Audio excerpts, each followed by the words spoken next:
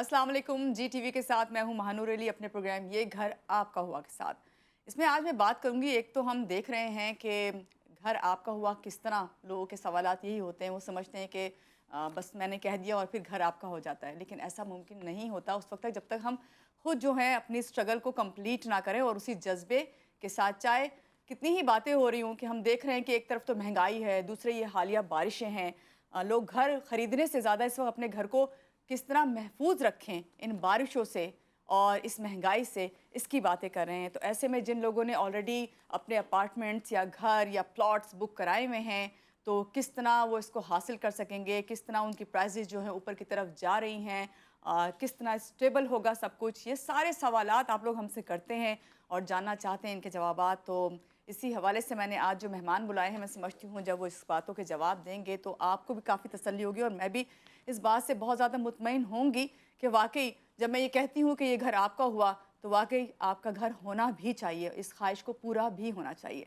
तो मिलते हैं आज के हमारे मेहमान से। हमारे साथ मौजूद हैं ज़ुबैर बेग साहब, जो कि प्रेसिडेंट हैं डिक्लेरिया के। अस्सलाम वालेकुम ज़ुबैर साहब। वालेकुम अस्सलाम। कैसे हैं आप? अल्हम्दुलिल्लाह। पहले तो बहुत शुक्रिया ज़ुबैर साहब, आज के प्रोग्राम में आप तशरीफ़ लाए। और मैं समझती हूँ मैंने अपने इंट्रो में ऐसी तमाम बातें कह दी हैं जो सवालात बनते हैं और जहन में आपके भी है, क्योंकि मुझे एहसास हो रहा था कि जब मैं सामने लोगों से बात कर रही थी, नाज़रीन से, तो आप भी इस बात की तस्दीक कर रहे थे, अपना सर जो है उसे जी, मूव करके। बिल्कुल। और पहले लेकिन मैं जानना चाहूँगी थोड़ा सा आपके बारे में, आपकी कोशिशों के बारे में, क्योंकि मुझे ये पता है तकरीबन 2 डिकेड से ज़्यादा आपको हो गए हैं इस जी, फील्ड में, और कराची के तमाम अप्स एंड डाउन्स आप देख चुके हैं, चाहे वो लॉ एंड ऑर्डर की बिगड़ती और बनती सूरत हाल हो, या फिर इसमें हम कहें कि कोविड आया, फिर उसके बाद की सूरत हाल, या फिर अब जब महंगाई आ गई है, और फिर उसके बाद उससे भी बढ़कर कि जो बारिशों ने सूरत हाल को तब्दील कर दिया है। क्या कहेंगे आप? देखिए ये काफ़ी चीज़ें कंबाइन कर दी हैं। मैं चाहती हूँ आप देखें काफ़ी ज़्यादा डिटेल में बेसिकली जवाब भी देखें दें। आपका प्रोग्राम बहुत देखा जाता है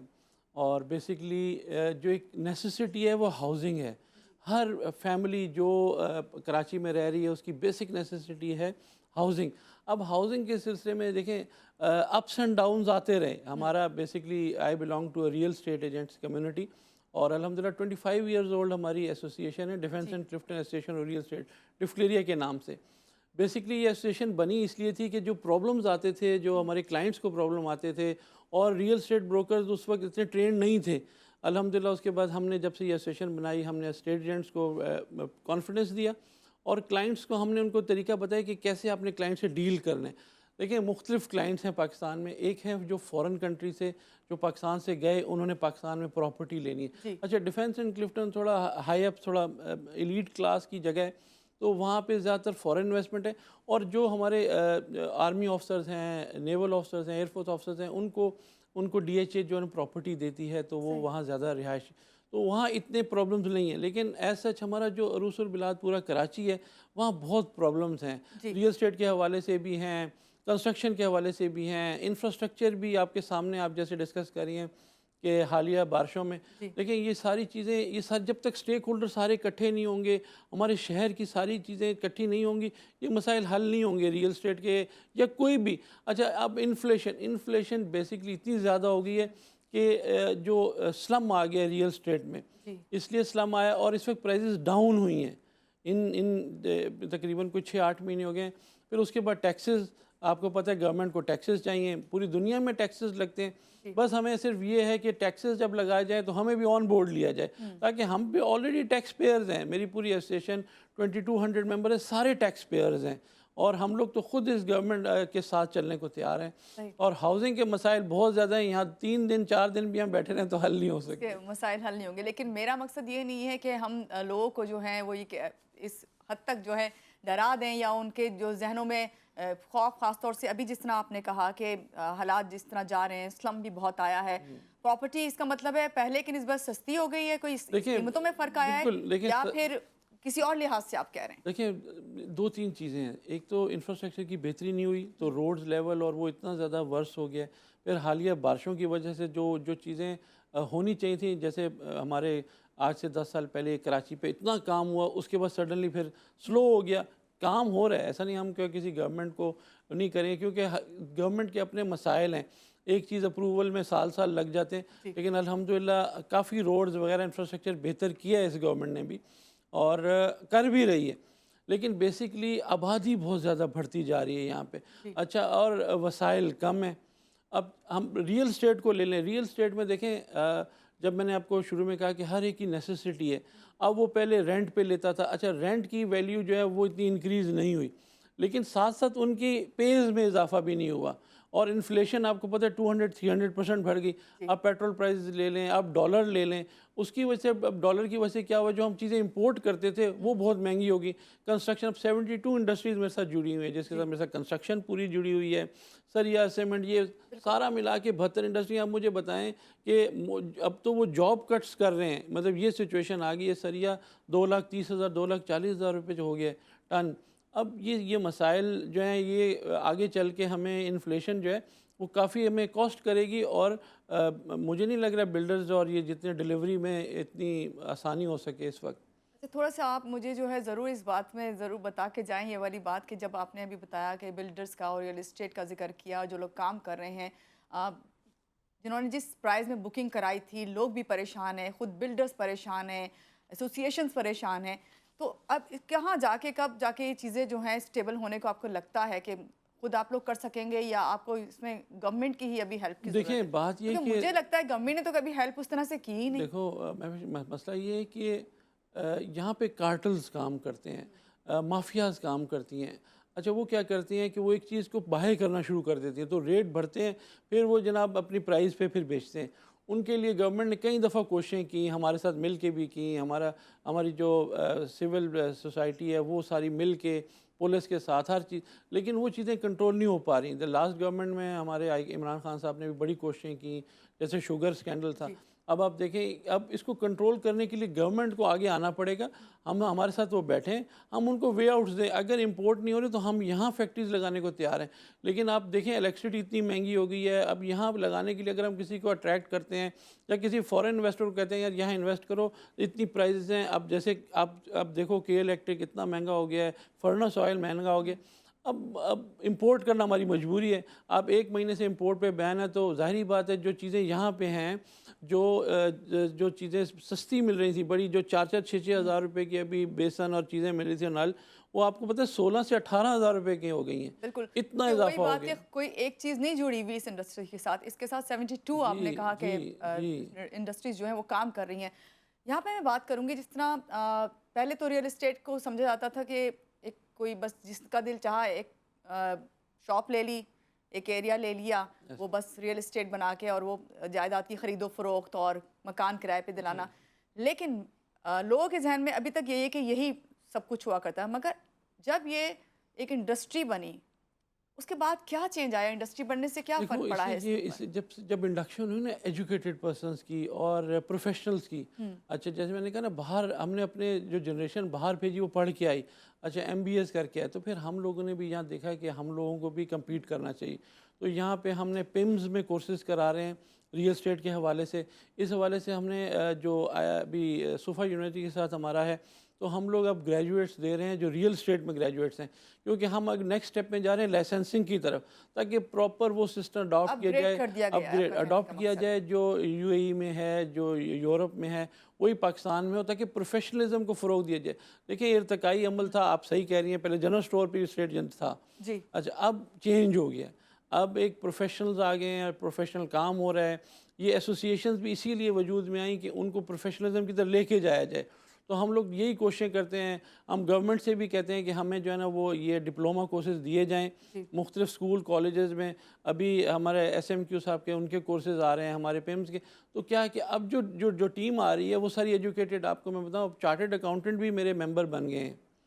इस लेवल पे अब सही। प्रोफेशनलिज्म आ गई है। यानी आप समझते हैं कि इस तरह लोगों को ना सिर्फ कॉन्फिडेंस बहाल करेंगे आप लोगों का, बल्कि आप लोगों का खुद का भी बहाल हुआ है। देखिए, बिल्कुल हुआ है। पहले क्या होता था, लोग इन्वेस्टमेंट करते घबराते थे, रियल स्टेट ब्रोकर कौन, अच्छा हम गारंटी देते हैं, हमारे जो मेंबर्स हैं वो फ्रॉड वगैरह किसी चीज़ में इन्वॉल्व नहीं है। तो उससे क्या होता है कि हमारे एक तो स्टेट एजेंट्स और मेहनत करते हैं, और अल्हम्दुलिल्लाह मैंने अपने करियर में नहीं सुना कि मेरे जो मेंबर्स हैं उनमें से किसी ने फ्रॉड वगैरह किया हो। सही।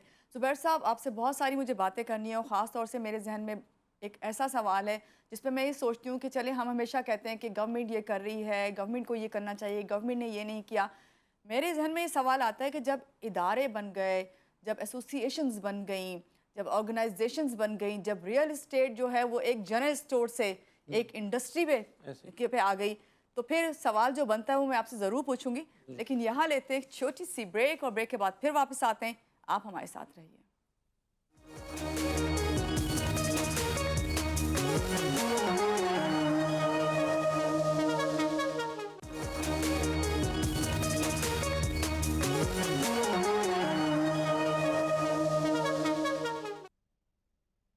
जी, ब्रेक से आगे वापस, और ब्रेक पे जाने से पहले एक सवाल जो मैं पूछना चाह रही थी ज़ुबैर साहब से, उसे कंप्लीट करूंगी। और कंप्लीट मैं इसलिए करना चाहती हूँ ताकि आपको अंदाज़ा हो जाए कि वाकई क्या मैंने जो सवाल करना चाहा और जो सवाल बनाना चाहा वो सही आपको लगा है नहीं। बात मैं ये कर रही थी गवर्नमेंट का। हम तो कहते हैं कि जी गवर्नमेंट के को चाहिए कि ये करे और आसानी लेके आए ज़िंदगी में, और ज़ाहिर बात है आवाम के लिए जिसको हमने नॉमिनेट किया है, अपने जो नुमाइंदे बनाए हैं, वो हमारे लिए हेल्पफुल होने चाहिए। लेकिन यहाँ कभी कभी दिल चाहता है कि जब इतने ज़्यादा इदारे बन गए, एसोसिएशंस हो गए, आप खुद अपना बता रहे हैं कि 2200 लोग जो हैं जुड़े हुए हैं और फिर 25,000 उनमें वर्कर्स काम कर रहे हैं, तो कभी इन 25,000 या 2200 या एसोसिएशन वालों को ये ख्याल नहीं आया कि क्यों ना वही ऐसी आसान स्कीम्स, आसान चीज़ें लेकर आएँ आवाम के लिए, ताकि आवाम जो है उससे ना सिर्फ फ़ायदा उठा सके बल्कि आप लोगों के लिए भी अच्छा है। जब हमने देखा है गुज़िश्ता हुकूमत ने एक ऐसी स्कीम लेके आई जिससे लोगों को जो है अपना घर बनाने की जो अर्ज़ की, जो ख्याल था, जो ख्वाहिश थी, उसे तकमील होती नज़र आई। तो ऐसी स्कीम्स आप लोग भी यकीनन लेके आ सकते हैं और फिर इससे इंडस्ट्रीज़ भी जो दोबारा से उस तरीके से बूम में आ सकती हैं। क्या कहेंगे? देखिए, कराची में बेसिक प्रॉब्लम है कि आबादी ज़्यादा है और इंफ्रास्ट्रक्चर यानी कि इलेक्ट्रिसिटी प्रोवाइड नहीं कर सकते, गैस प्रोवाइड नहीं कर सकते, सीवरेज नहीं है, पानी नहीं है। अच्छा, अब हमने जो डेवलपर्स हमारे साथ जुड़े हुए हैं, उन लोगों ने सोसाइटीज़ अनाउंस की कराची से बाहर जा, क्योंकि अलासिफ स्क्वायर के आगे जो है एरिया खाली था। अब आप देखेंगे तो हैदराबाद के दरमियान नूरियाबाद तक सोसाइटीज़ अनाउंस हुई हैं। और आपको मैं बताऊं कि वहाँ पे 20 लाख रुपीज़ से लेके और कमांडर बिल्डर वालों ने तो 19 लाख रुपये विला दिए थे और अल्हम्दुलिल्लाह उनके सारे विलाज और वो बड़े चीप उन्होंने। उसके बाद आगे आप चले जाएं, जीएफएस बिल्डर वाले बना रहे हैं, उसके आगे एएसएफ बिल्डर्स वाले आ गए हैं, फिर आगे नेवल एनकरेज। तो ये वो सोसाइटीज़ बनने जा रही हैं। जब ये एक्सप्रेस वे बन जाएगा ना, तो हमारा डीएचएस सिटी है, वहाँ पे डायरेक्ट अप्रोच हो जाएगी। बहरिया टाउन आप देखें कितना कामयाब प्रोजेक्ट बना है जो प्राइवेट कंस्ट्रक्शन हुई है। जब ये बहरिया टाउन का जिक्र आता है या फिर डिफेंस या क्लिफ्टन का जिक्र आता है, तो लोगों के जहन में तो वो एकदम से यही आता है कि वो हमारी तो बाइंग पावर नहीं है ना उधर जाने की। ये तो आप समझते हैं ना इसका। तो अगर हम जिक्र देखिए करें बाइंग पावर, हम तो बाइंग पावर की बात बताओ, देखो हर एक का अपना एक बजट होता है। तो वो जो लो बजट वाले हैं ना, उनके लिए मैं चाहूंगी कि आप जैसे बताएं, अगर जिस स्कीम 33 चले जाएं, 63 टाउन आई थिंक जी 63 और भी जो एमडीए है, मलिक डेवलपमेंट अथॉरिटी के प्लॉट्स हैं। ये तो बिल्कुल लो कॉस्ट है ना। जो अच्छी लिविंग मैं कह रहा हूँ डीएचएस सिटी में इस वक्त सबसे सस्ते प्लॉट्स हैं। और हम लोग तो क्योंकि वहाँ पे अगर सस्ते, अभी जो लोग देख रहे हैं वो कहें सस्ते क्या हैं, जरा सस्ते देखिए मैं आपको बताता हूँ, वहाँ पे इस वक्त 25 लाख रुपए की प्लॉट अवेलेबल है। ये चीपेस्ट है। आप डीएचए की फैसिलिटी होगी, सिक्योरिटी होगी। अच्छा, इस तरह बहरिया टाउन में लो कॉस्ट के लिए भी अभी ग्रीन्स के नाम से दिए हैं, वो 15 to 20 लाख रुपये के आसान अकसात पे डीएचए में भी आसान अकसात पे हैं। इसके बाद अब एएसएफ सोसाइटी आगे बनी है, बहुत अच्छा इंफ्रास्ट्रक्चर है। मैं उनके अभी रिसेंटली उनके हाई अप से मिल के आया हूँ, बड़ा अच्छा डेवलप कर रहे हैं। और वहाँ पे आपको घर जो है ना, देखें 20 से 25 लाख रुपए का प्लॉट लें। मसला ये है कि कॉस्ट ऑफ कंस्ट्रक्शन बहुत बढ़ गई। आज कॉस्ट ऑफ कंस्ट्रक्शन हम बैठे हुए हैं तो 5,000 तो 6,000 पर स्क्वायर फीट हो चुकी है। ये अलार्मिंग है। यानी आप ये इस थोड़ा सा ये गाइड करें, जिन लोगों ने अगर 2 करोड़ में फॉर एग्जांपल घर लिया है और वो कंप्लीट होना था, वो अब कहाँ पे जाके रुकेगा? डबल हो गया। 4 करोड़। देखें जिसने 1 साल पहले जो रेट्स थे, देखो डॉलर था, आप देखो ना डॉलर 1 साल में कितना हुआ। अच्छा, अब जब हम 120 130 पे या 40 पे हम खरीदते थे, वही हम 230 220 पे जब खरीदेंगे तो कितना डिफरेंस आ गया। अच्छा, इम्पोर्ट चाइनीज़ ने तो अपनी वही चीज़ वही प्राइस रखी हुई है, लेकिन हमारा इतना इन्फ्लेशन और हम डॉलर कंट्रोल नहीं कर पा रहे। इसकी वजह से आगे जो मैं फोर्सी कर रहा हूँ, तो ये बिल्डर्स को हमारे लिए बहुत प्रॉब्लम्स हो जाएंगी कि हम हैंड ओवर करने हैं। जो प्रोजेक्ट 3 साल में 4 साल में हमने देने थे वो हैंड ओवर करने हैं। उसमें प्रॉब्लम आएगी। ज़ाहिर बात है, प्राइजेस बढ़ी हैं तो साथ कॉस्ट भी हमारी बढ़ गई। अच्छा ज़ुबैर साहब, ज़िक्र करूँगी कि हमने देखा जो एरियाज़ बन रहे थे या जहाँ पे लोगों ने अपार्टमेंट जो है बुक कराए हुए हैं, चाहे वो आप कराची के किसी एरिया में भी ले लें, क्योंकि अभी जब बारिशें हुई ना तो सब कुछ खुल के सबके सामने आ गया। ये जो कुछ बना बनाया भी था वो बिगड़ चुका है। तो उसके बाद आप क्या कहेंगे कि लोग क्या चाहेंगे कि वहीं पे इन्वेस्ट करें मज़ीद? और आपको ये भी पता है कि जो हमारा ओवरसीज़ से जितने भी क्लाइंट हैं वो 70%, जहाँ तक मेरी नॉलेज है, कि हमारे क्लाइंट वो हैं जो बैठे हुए इस वक्त टीवी देख रहे होते हैं, जो खबरें सुन रहे होते हैं, उसी के थ्रू वो समझते हैं पाकिस्तान की तमाम सूरत हाल उधर से पता चल जाती है। जबकि मुझे कभी कभी लगता है सूरत हाल थोड़ी सी बेहतर होती है, जो वहाँ अगर आप टीवी देखते रहें तो वो आपको बिगड़ती ही बहुत ज़्यादा नज़र आ रही होती है। नहीं, ज़ाहिर कितनी बात है, इसमें आप हमारा कहेंगे कि सच्चाई है? देखो हमारा मीडिया है वो हर चीज़ कवर करते हैं। हमारा मीडिया हिपोक्रेट नहीं है, वो जो चीज़ है सच बताता है, इसमें हमें कोई दो राय नहीं है।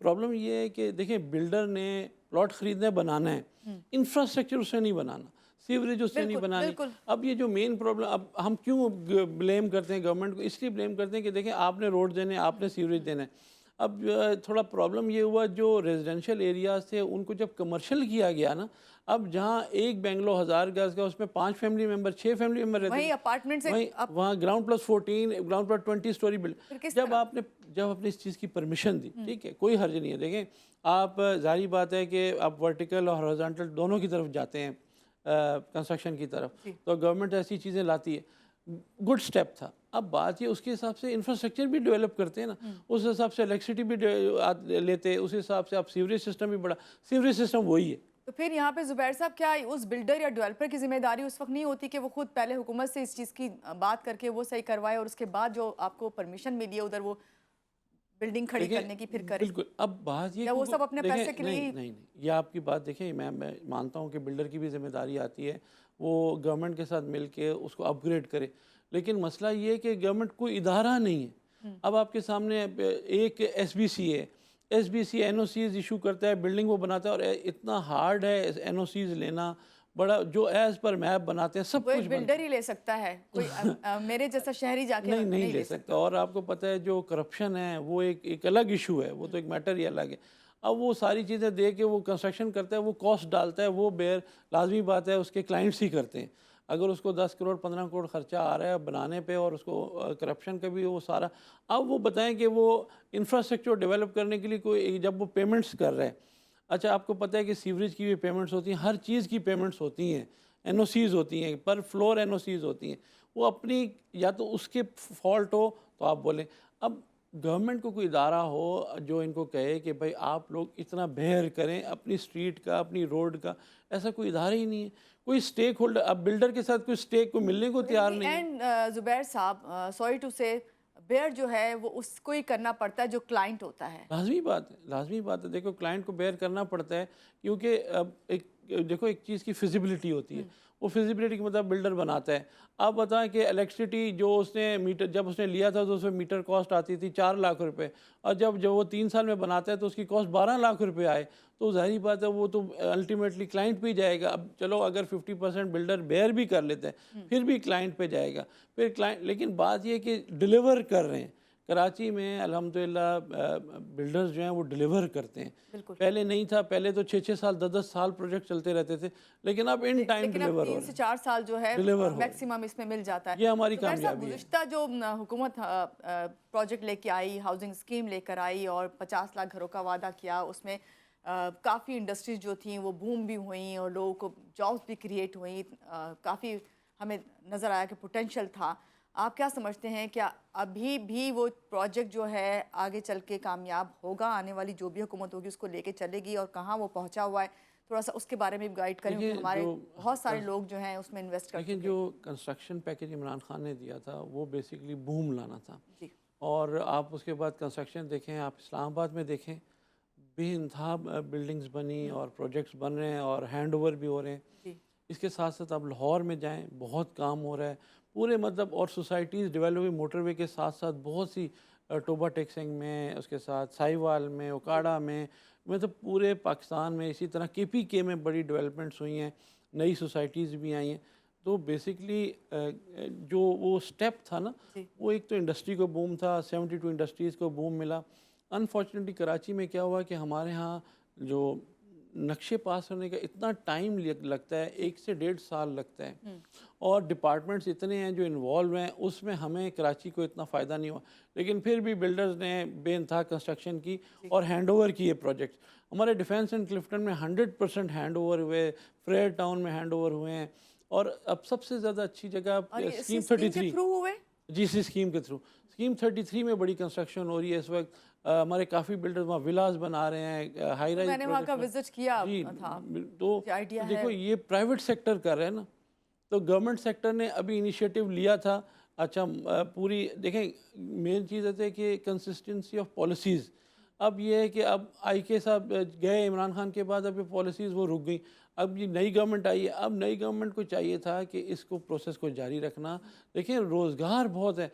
अब डॉलर की वजह से कट्स होना शुरू हो गई हैं, अब बिल्डर भी रुक गए हैं। यानी ज़ुबैर साहब, अभी आप कह रहे हैं कि वो काम रुका हुआ है जी। और अभी उसको लोग वेट एंड सी वाली पोजीशन में हैं। देखिए बिल्डर जैसे रिलक्टेंट हैं, हर कोई रिलक्टेंट है कि यार क्या होगा, फ्यूचर क्या है इस कंट्री का। देखें, कंट्री हमने नहीं संभाली। कि अभी वो कंप्लीट तो नहीं हुआ ना, असल चीज़ तो था कि कंप्लीट हो जाता तो लोगों को तसल्ली हो जाती कि चलो कोई बात नहीं, अब नई हुकूमत कोई आएगी तो वो नया कोई प्रोजेक्ट शायद लेके आए। बिल्कुल। और ये पहली हुकूमत थी जो इस तरह के प्रोजेक्ट जो है लेके आई। जी, जी। इंशाल्लाह और मज़ीद इस पर हम बात करते हैं, लेकिन अभी मैं आपसे बात करूँगी कि किस तरह से, जिस तरह मैंने कहा कि मैंने तो विज़िट किया स्कीम 33 का, इस तरह और दूसरे भी जो आप बता रहे हैं उनको भी यकीनन मुझे चाहिए कि विज़िट करूँ, ताकि मैं अपने नाज़रीन को बता सकूँ कि किस हद तक वहाँ पे काम हो रहा है क्या।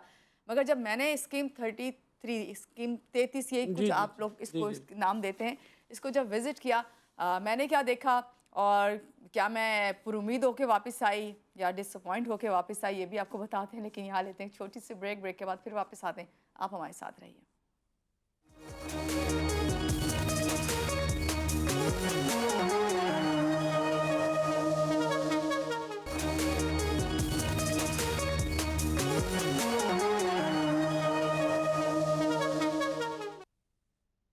जी, ब्रेक से वापस आ गए और ब्रेक में भी मैं ज़ुबैर साहब से यही बात कर रही थी कि ऐसे कौन से प्रोजेक्ट्स हैं कि जहाँ पे मैं वाकई आप लोगों को बता सकूँ कि आप जाएं और आपके लिए जो है आसानियाँ बिल्डर्स एंड डेवलपर्स ने पैदा की हैं। ख़ुद ज़ुबैर साहब भी उसका तस्करा कर रहे हैं। स्कीम 33 की भी मैं बात कर रही थी, मैं गई, मुझे बहुत अच्छा लगा। और वो इतनी वसी और गरीज़ जिसे कहना जी, चाहिए जी। वो जगह है, आप जाते जाएं। एक वक्त होता था, अगर आपको भी याद हो, कि आप जब गुलिस्तान जौहर में आए थे तो जी। सिर्फ जौहर चौरंगी तक ही गुलिस्तान जौहर था, उसके बाद देखते ही देखे आपकी आंखों में कहाँ से कहाँ पहुँच गया। तो मुझे लगता है कि लोग भी अब इस बात को समझ गए हैं कि कहीं पे भी कोई स्कीम, अगर चाहे वो दूर भी हो, आप उसमें जाके इन्वेस्ट करेंगे तो चंद साल ही मेरे ख्याल से लगते हैं। ऐसे ही। क्योंकि अब जो आप लोग काम कर रहे हैं उसमें तमाम सहूलतें देने की सबसे पहले कोशिश की जाती है, उसके बाद वहाँ पे जो है इमारत तामीर की जी, जाती ऐसे है। ही। क्या कहेंगे? देखिए जैसे आपने स्कीम 33 देखें, इसके साथ MDA 63 टाउन स्कीम 45 हॉक्सवे की साइड, यहाँ पे इस वक्त छोटे छोटे, इस वक्त वहाँ पे आपको पता है 10 से 12 लाख का 100 यार्ड का प्लॉट मिल जाता है। ठीक है, अब कंस्ट्रक्शन जो है वो महंगी हो गई है। वो मैंने बताया ना, 5,000 रुपये पर स्क्वायर फिट हो तो 50 लाख रुपए 1,000 स्क्वायर फिट की बन जाती है। इस हिसाब से अब वो अब जो बिल्डर बनाता है ज़ाहिर बात है वो कुछ कमाएगा भी। लेकिन अभी भी मैं कहता हूँ कि कराची के अंदर रहने से, एक तो यहाँ पे थोड़ी पोल्यूशन भी हो गई है, आपके सामने एरिया भी, ग्रीनरी अब हुई है अल्हम्दुलिल्लाह बड़ी।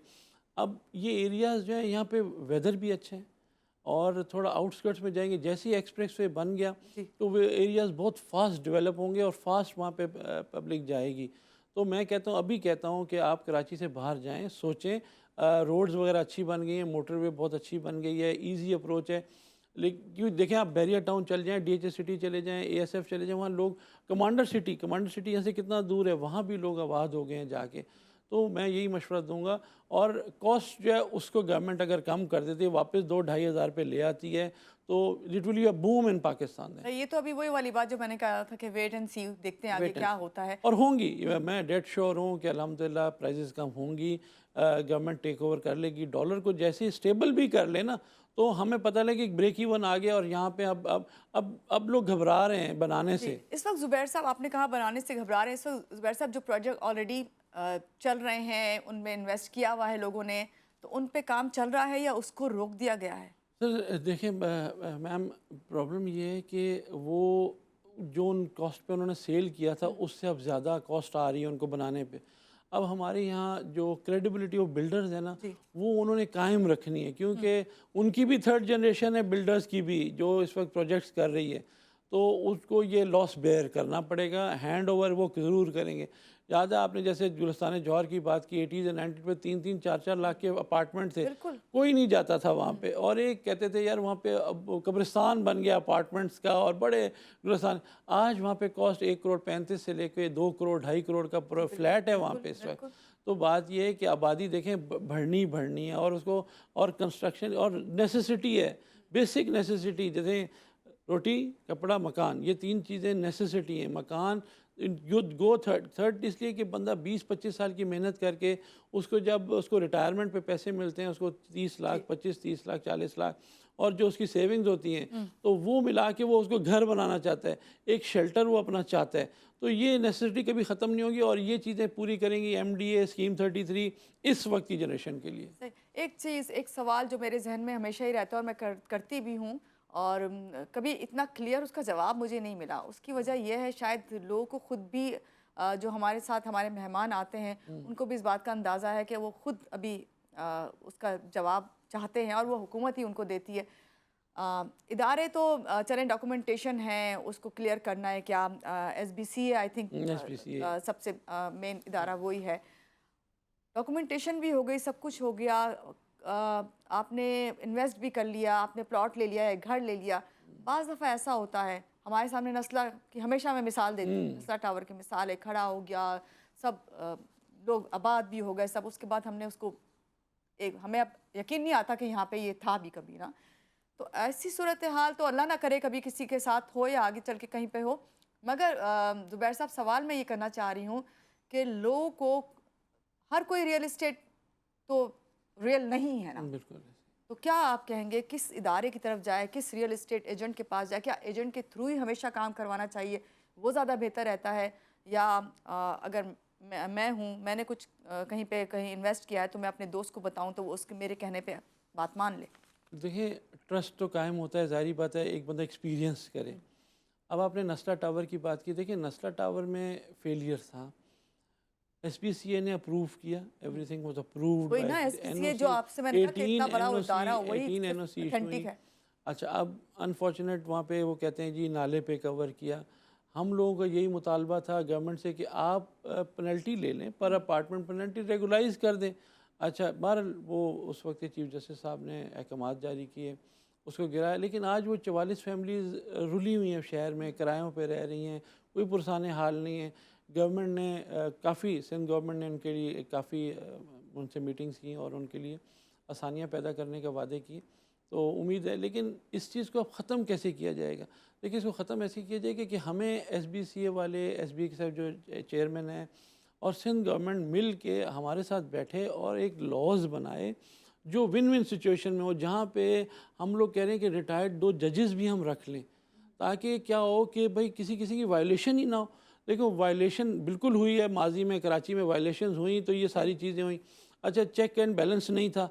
अब इसके बाद ये है कि अब बिल्डर्स चेक एंड बैलेंस रख रहे हैं, और अब जो बायर है ना वो भी बड़ा परेशान है, और वो अब चीज़ मेक श्योर करता है कि वो जानने वाले से ले, वो किसी बेहतरीन स्टेट एजेंट की चूज़ करके उससे ले। अच्छा, अब वो अब ऐसा नहीं है कि वो इन्वेस्टमेंट कर देगा, कोई बिल्डर इश्तिहार चलाएगा अखबार में, अब वो अच्छा, अब ऐप्स आ गई, ज़मीन.com आ गई, जो फॉरनर जो है वहाँ पे देख लेते हैं, वो एड्स तो रियल स्टेट ब्रोकर्स ही उस पर कर रहे होते हैं। अच्छा, बिल्डर्स भी अब लोग चूज़ करते हैं, जिन बिल्डर की अच्छी क्रेडिबिलिटी है, जो कितने सालों से काम करें, लोग उधर ही अब इन्वेस्टमेंट करते हैं। ये बड़ी अच्छी साइन हो गई है कि वो भी थोड़ा एजुकेटेड हो गया है, जो क्लाइंट है, जो बायर है, उसकी एजुकेशन से ये कि अब वो ख्याल रखता है। और हमारे पास मेक श्योर है कि मेरे जो मेंबर हैं वो 100% सही काम कर रहे हैं, उसकी मैं गारंटी भी देता हूँ। और वो वाकई एक इस मुल्क को तरक्की की तरफ ले जाने की तरह हमारी कोशिश है। कराची बेहतर होगा, हम बेहतर होंगे। कराची के साथ नाइंसाफ़ियाँ बहुत हैं, लेकिन गिला हम नहीं करते। हम चाहते हैं कि गवर्नमेंट हमसे मिले, हम हमें स्टेक होल्डर माने। अब जैसे अब कई मसाइल हैं रियल स्टेट के हवाले से, टैक्सेस के हवाले से, अभी हम पे टैक्सेस लग गए हैं बजट में, उनके हवाले से गवर्नमेंट से हम चाहते हैं कि गवर्नमेंट हमसे मीटिंग करे। मिफ्ता इस्माइल साहब हमारे इस वक्त मिनिस्टर हैं, फाइनेंस मिनिस्टर हैं, एफबीआर के चेयरमैन हैं, हम चाह रहे हैं कि जॉइंटली हम कोई चीज़ लें। टैक्सेस हम देने को तैयार हैं, हम ऑलरेडी दे और रहे हैं। हमेशा से दे रहे हैं, जी बिल्कुल। अच्छा, अभी जिस तरह आपने कहा कि गवर्नमेंट जो है वो आप लोगों के साथ स्टेक होल्डर्स जी साथ जो है बातचीत करे, ये वैसे कंप्लेन हमेशा ही रही है। शायद बात हो भी जाती है तो वो बात जो है उसको पूरा नहीं किया जाता। जिसे कहते हैं कि वो वादा कर लेते हैं लेकिन उसको जो है फुलफिल नहीं करते हैं। यही सूरत हाल है शायद, वरना देखो आप लोगों की मीटिंग्स तो चलती रहती देखो हैं। गवर्नमेंट 5 साल पूरे तो करे ना। हमें तो ये होता है कि जब वो हमारी बातें सारी सुनती है, जब और उसके अब टाइम आता फिर है वो तो गवर्नमेंट जो हमारे है, हमारा अनफॉर्चुनेटली एक प्रॉब्लम आ रहा है, हमारा पॉलिटिकल स्टेबिलिटी नहीं आ रही। हम अभी तक मैच्योर मेरे ख्याल नेशन से नहीं इदारे बने। इसीलिए जो हैं अभी खामोश खुद भी हो गए हैं और काम भी रोक दिया गया है, यही रीज़न है। सही। यहाँ पे मैं बात करूँगी कि अभी भी अब हमारा जो इन्वेस्टर है, बायर है, वो ओवरसीज़ ही सबसे ज़्यादा हैं, और क्या वो आपको लगता है अभी इन दिनों में जो जो हालात हुए हैं, क्या वो वापस आएंगे इस तरफ, या क्या आप सूरत हाल है थोड़ा सा मैं कह रहा हूँ ना, बता। इस वक्त क्रंच की सिचुएशन है एक्चुअली। डॉलर अनस्टेबिलिटी, आप बताएं वो अगर इस प्राइस पे भेजेगा और वो डॉलर वहाँ से कैश करा के पाक रुपीज़ और डिवैल्यू हो जाएगा, और तो वो क्यों इन्वेस्टमेंट करेगा। अच्छा, बाहर जो कंट्रीज़ हैं अब उनमें भी ये रियल एस्टेट का काम बेहतर है वहाँ पे। अच्छा, वहाँ पे ग्रेजुअली प्राइस इंक्रीज़ होती हैं, ईयरली 10 to 20% इंक्रीज़ होता है। अच्छा, हमारे यहाँ ये होता था कि जब इन्वेस्टमेंट हमारे कार्टल बन जाते हैं तो एकदम बूम ले आते हैं।